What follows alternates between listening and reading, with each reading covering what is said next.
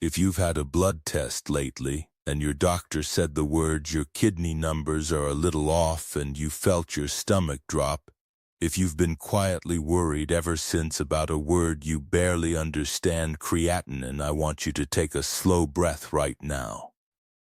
You're not alone. And today we're going to make sense of this together. Let me tell you about Ruth.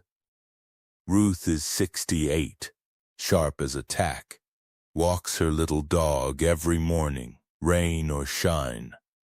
A few weeks ago she went in for a routine checkup, the kind you almost skip because you feel fine. And her doctor looked at her blood work and said gently, "Ruth, your creatinine is a touch higher than I'd like. Let's keep an eye on your kidneys." Ruth went home and did what almost all of us would do. She sat down at her kitchen table, opened up her phone, and typed those words into the search bar: how to lower creatinine naturally. And within about 4 minutes she found a promise. Eat these 5 dried fruits, the videos said, and watch your kidney numbers come down. So Ruth did what any hopeful person would do. She went to the store. She bought bags of dried apricots, dates, raisins, and every single day with her morning tea she started eating handful after handful, believing with her whole heart that she was healing her kidneys. Here's the part that keeps me up at night. Ruth wasn't helping her kidneys. For someone in her exact situation, she may have been doing the one thing her doctor would have begged her not to do. And she had no idea. So today we're going to be honest detectives about this. We're going to find out what creatinine actually is. We're going to find out where this dried fruit advice came from, because there is a grain of truth buried in it. And most importantly, we're going to find out what genuinely, honestly helps your kidneys after 60. Not a miracle. Not a magic food. The real thing. Stay with me, because by the end of this you're going to understand your own body better than most people ever will. Let's start with the question sitting in the middle of all of this. Is it true? Can a handful of dried fruit lower your creatinine? To answer that, we have to understand what that number on Ruth's blood test even means. So let me paint you a picture. Creatinine is a waste product. Think of it like sawdust. Every day your muscles do their quiet work, carrying you up the stairs, lifting the grocery bags, holding you upright in your chair. And just like a saw cutting wood leaves sawdust behind, your working muscles leave behind a little waste. That waste is creatinine. Now here's the beautiful part. You have 2 kidneys, tucked just below your ribs in the back, each about the size of your fist. And inside those kidneys are millions of tiny filters. Picture the finest coffee filters you've ever seen, millions of them quietly straining your blood, hour after hour, catching the sawdust and sending it out in your urine. So when your doctor measures creatinine in your blood, they're really asking one simple question: how well are those little filters keeping up? If creatinine is low, the filters are cruising, keeping up easily. If creatinine starts to climb, it can be a sign that the filters are working a little harder than they used to. That's all Ruth's number was really saying. Not your kidneys are failing. Just these filters are working a little harder than they once did. Let's pay attention. That's the whole story of that number. It's not a disease. It's a messenger. And here's a little secret about how your doctor reads it. They rarely stop at the creatinine number alone.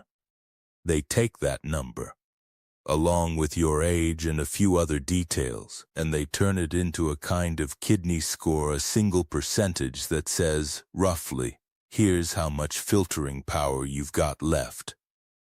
You may have seen it on your own results and never known what it was. 3 little letters E, G, F, R.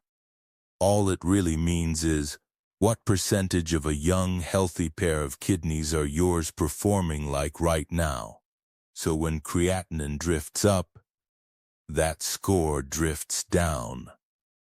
2 ways of telling the same quiet story. For Ruth, that score had slipped just a little below where her doctor wanted it. Not a crisis, a gentle nudge. A number worth paying attention to, which is exactly what she was trying to do. And here's something almost nobody tells you, so listen closely. Creatinine rising a little as we age is incredibly common. The kidneys of people over 60 are on average doing a slightly harder job than they did at 40. In fact, among people 65 and older, roughly 1 in 3 has some degree of reduced kidney function. 1 in 3. And here's the truly startling part that researchers have found. In adults over 60, close to half of the people who have early kidney changes don't know it, because early kidney trouble is almost completely silent. No pain, no warning. Just a quiet number on a blood test that most people never even see. So if you're sitting there feeling scared because of a number, I want you to hear this. You are not broken. You are informed, and being informed early while there's still so much you can do, that is a gift, not a sentence. Now stay with me, because here's where it gets interesting. If Ruth's creatinine was a little high, why on earth would a bag of dried apricots be the wrong answer? Let's follow the trail. Because I'll level with you, the dried fruit advice didn't come from nowhere. There's a kernel of truth in it, and I'd never pretend otherwise. Here's the kernel. Plant foods, real fruits, vegetables, whole grains are genuinely good for your kidneys over a lifetime. They're full of fiber. They're kind to your system. They don't flood you with the kind of waste that heavy processed meat does. And there's a mineral inside fruit called potassium. For most healthy people, potassium is a hero. It helps relax your blood vessels. It helps keep your blood pressure down. It's genuinely good for your heart. This is the very logic that pulled Ruth in. Fruit is healthy. Potassium is healthy. So more must be better, right? So somewhere along the line, someone took a true idea: fruit and potassium are healthy, and stretched it into a false one. Therefore, the most concentrated fruit you can find will fix your kidneys fastest. And that's the trap. Because here is what surprised even me when I first dug into the research. The very thing that makes potassium wonderful for a healthy person is exactly what makes it dangerous for a person whose kidneys are already struggling. Let me explain why. Slowly, because this is the heart of it. Because this is the very thing happening quietly inside Ruth while she sipped her tea. Remember those tiny filters? One of their most important jobs is to keep the potassium in your blood at just the right level. Not too little, not too much. When your kidneys are healthy, they handle a flood of potassium without breaking a sweat. But when those filters are already working harder than they used to, when your creatinine is creeping up, the kidneys start to lose their grip on potassium. And potassium starts to build up in the blood. Doctors have a name for that. They call it hyperkalemia, which just means too much potassium in the blood. And this is not a small thing. Potassium is the mineral that helps set the rhythm of your heartbeat. Too much of it, and that rhythm can go dangerously wrong. In serious cases, high potassium can cause the heart to beat irregularly and in the worst cases, to stop. That's why, when someone is diagnosed with kidney trouble, one of the very first things a kidney doctor or a kidney dietitian talks to them about is carefully watching their potassium. And now you can see the terrible irony of what Ruth was doing. She was reaching for the one category of food packed most tightly with the exact mineral her kidneys were starting to struggle with. So let's name the offenders, honestly and specifically. Let's talk about the 3 dried fruits that can quietly backfire the most, the ones marketed hardest as kidney cleansing. Number 1. Dried apricots. I need you to really hear this one. Dried apricots are one of the single highest potassium foods on the entire grocery shelf. Ounce for ounce, they carry roughly 3 times the potassium of a banana. 3 times. And most of us think of the banana as the potassium food. So a small bowl of them every morning, the way Ruth ate them, quietly adds up faster than almost anything else in her kitchen. This was the bag she reached into every single day, believing, with all her heart, that it was medicine. Number 2. Dates. Sweet, sticky, feel like a treat, and loaded. A modest serving of dates can carry several hundred milligrams of potassium easily. For a healthy person, a lovely snack. For someone whose kidneys are already straining, a quiet risk, eaten by the handful every single day. Ruth kept a dish of them by her armchair too, and now the one that surprises people the most. Number 3. Raisins. Here's why this one gets people. Raisins seem so innocent, so small, so harmless. We put them in oatmeal and trail mix, we hand them to our grandchildren. But drying a grape doesn't remove the potassium, it packs it down tight. You take all the potassium that was spread through a big juicy bunch of grapes and you shrink it into a tiny, easy-to-overeat handful. A half cup of raisins can carry more potassium than most people would ever guess. It was the innocent-looking ones that fooled Ruth the most. And while we're here, the very same trick applies to prunes and dried figs. Small, sweet, and quietly packed. But raisins are the ones hiding in the most kitchens. So let me say this plainly, because I never want to leave you afraid of food. This does not mean dried fruit is poison. If your kidneys are healthy, a few dried apricots are a perfectly fine snack, and always have been. The problem was never the apricot. The problem is concentration meeting context. A concentrated potassium food, meeting a pair of kidneys already working overtime, eaten every single day, in the sincere hope of healing. That was Ruth's whole mistake. In a single sentence. Good intentions, pointed in exactly the wrong direction. That's the trap. And now you can see it clearly. Which means you'll never fall into it. And before we move on, let me hand you back something hopeful, because I never want to leave you feeling like fruit is the enemy. If your kidney numbers are off, there are still plenty of fruits you can enjoy, the gentler, lower potassium ones. Fresh berries. Blueberries, strawberries, raspberries, a crisp apple.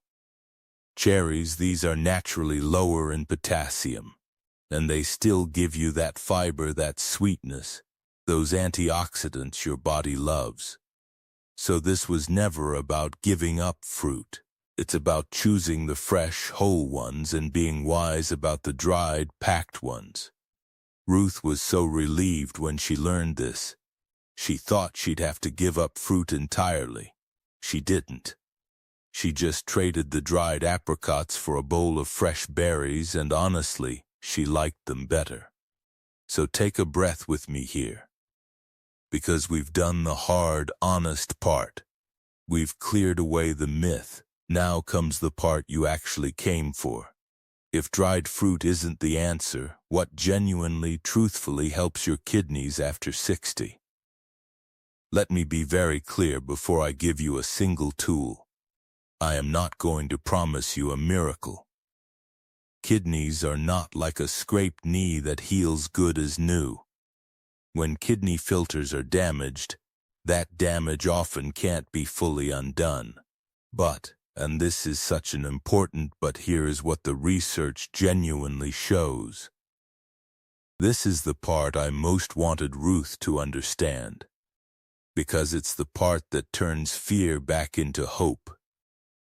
Especially in the early stages, you have real power to protect what you have, to slow things down, to take pressure off those filters. And when the reason your numbers drifted is something reversible like not enough water, or blood pressure that's run too high, your numbers can actually improve. So the honest promise today isn't reverse your kidneys overnight. The honest promise is take pressure off the filter. And that you can absolutely do. And that was exactly the shift Ruth needed to hear. She'd been chasing a cure in a bag of dried fruit. What she actually needed was to gently lighten the load on those filters day by day, choice by choice. So let me show you the choices that matter. Here's the first tool. And it's almost embarrassingly simple. Water. Steady, easy hydration, a glass of water spread through your day. Your kidneys are filters, and filters work best when there's a steady, easy flow moving through them. When you get dehydrated, that waste gets concentrated, and your creatinine can actually rise sometimes just from being dry, not from any real damage at all. Now, one important caution, because I want to give you the full picture. More is not always better. If you have advanced kidney or heart trouble, your doctor may actually want you to watch your fluids carefully. So this isn't drown yourself in water. It's stay gently, steadily hydrated. A glass through the morning, a glass through the afternoon. Easy does it. This was the very first thing Ruth changed. She put a tall glass right by the kitchen sink where she couldn't miss it, and sipped through the day. The simplest habit in the world and one of the kindest things she could do for those filters. Here's the second tool. And this is the one that genuinely surprised me when I first read the research. Fiber, I know, it sounds almost too plain to matter. But there was a small, careful study of people with kidney disease, real patients, average age right around 67, just like so many of you. And when researchers simply added more fiber to their daily food, their serum creatinine actually came down. Their kidney numbers improved. Now I want to be straight with you here. It was a small study. The researchers themselves said plainly that we need more before we get carried away, but the direction is beautiful, and it costs you nothing to lean into it. And for someone like Ruth, adding a little fiber was a far kinder, far safer bet than a daily fistful of concentrated potassium. Here's why it may work. In plain language, fiber feeds the good bacteria in your gut. And those bacteria help mop up some of the waste products in your intestines, waste that would otherwise circle back around and land on your kidneys' desk. Less waste arriving at the filter, a lighter workload. And where does that fiber come from? Vegetables, beans, whole grains, and yes, whole fruits in sensible amounts. Berries, a fresh apple. The lower potassium kinds. Not a fistful of dried apricots, a real, whole, fresh piece of fruit. For Ruth, this was almost fun. She started adding beans to her soups, keeping cut vegetables in the fridge where she'd actually reach for them, choosing the whole grain bread. Small swaps, No suffering, just a little more fiber, quietly every day. Now here's the third tool. And this is where we protect you from another quiet mistake. Go easy on heavy animal protein. Here's the plain language reason, and it ties right back to where we started. Remember, creatinine is the sawdust of muscle and meat. When you eat a big plate of red meat, you're pouring more of that raw material into your system, and your kidneys have to filter more of it out. Researchers have found that people who eat the most animal protein, especially red and processed meat, tend to have higher creatinine and harder working kidneys. This surprised Ruth, who'd been leaning harder on meat precisely because she'd cut so many other things she loved. There's even a curious little fact here that catches doctors out. A big meaty meal right before a blood test can temporarily push your creatinine up enough to make your kidneys look worse on paper than they actually are. It's part of why doctors often want that test done fasting. Now, I am not telling you to give up meat. Please hear me. Your muscles, especially after 60, need protein to stay strong. Losing muscle is its own serious danger. This is about balance. Smaller portions, leaning a little more on plants, beans, lentils, and a little less on the giant slab of steak every night. Balance, not fear. Ruth didn't give up her meat, she just made it smaller. The chicken became a portion the size of her palm, and the vegetables took over the rest of the plate. She said it felt lighter. She slept better too. Now here's the fourth tool. And this one is about protecting your kidneys from a stressor almost nobody suspects, one that might be sitting in your medicine cabinet at this very moment. Common painkillers. I mean the everyday ones, the ones we reach for without a second thought for a sore knee, an aching back, a stubborn headache. The kind doctors group together and call NSAIDs, which is just a fancy label for a whole family of common anti-inflammatory pain relievers. Here's the plain language problem. Those painkillers ease your pain partly by tightening the blood flow inside your kidneys. For a healthy person, once in a while, that's usually no trouble at all. But taken often day after day, month after month, and especially by kidneys that are already working hard, they can quietly add strain to the very filters you're trying to protect. And most people never suspect it. They think it's sold right there on the shelf, so it must be gentle. Ruth was one of them. She'd been taking one nearly every day for her achy hip for years and had never once connected that little pill to her kidneys. So here's the careful part, and I want to be very clear about this. I am not telling you to throw away your medications. Please do not do that. Some people genuinely need them, and stopping the wrong medicine can cause real harm. What I'm telling you is, have the conversation. Ask your doctor plainly, given my kidney numbers, is this painkiller still the right choice for me? Is there a gentler option? That one simple question could protect you for years. And there's a quiet partner to this one sitting on nearly every kitchen table in the country. Salt. Too much sodium pushes your blood pressure up, and we're about to see why that matters so much for your kidneys. The research is clear that easing off the salt can genuinely help slow kidney decline over time. And here's the good news: you don't have to eat a bland, sad plate to do it. You simply reach for the salt shaker a little less, and lean on herbs, lemon, garlic, and black pepper a little more. Ruth started a tiny new habit. She tasted her food before she salted it. Just tasted it first. Half the time she found it didn't need the salt at all. Little habits like that, stacked one on another, Day after day, that is exactly how kidneys get protected in real life. And that brings us to the fifth tool, the biggest one of all. And I've saved it for the very end on purpose, because it's the master key.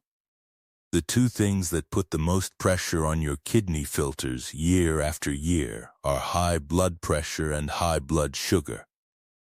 They are by far the two leading drivers of kidney trouble in the world. Think of it this way. Your kidneys are made of those millions of delicate little filters. High blood pressure is like forcing water through a fine filter. At too much pressure over the years, it wears the filter down. And high blood sugar is like slowly caking that filter with sticky residue, until it can't strain the way it used to. Keep those two numbers in a healthy range, and you have done more for your kidneys than any dried fruit on earth ever could. That's the truth Ruth needed, not a superfood. A steadier blood pressure, a steadier blood sugar, a gentler plate. So before we bring Ruth back, I need to say something plainly, the way I'd say it to my own family. Nothing I've told you today is a prescription. If your kidney numbers are off, the person who should personalize all of this is your own doctor, ideally with a kidney dietitian, who can look at your exact blood work and tell you what's safe for you. And please never ever stop or change a medication based on a video. Not this one. Not any of them. What we've done today isn't to replace your doctor. It's to walk into that office understanding your own body so you can ask better questions and make better choices together. Now, let me show you what this actually looks like in a real life. Not a protocol, a life.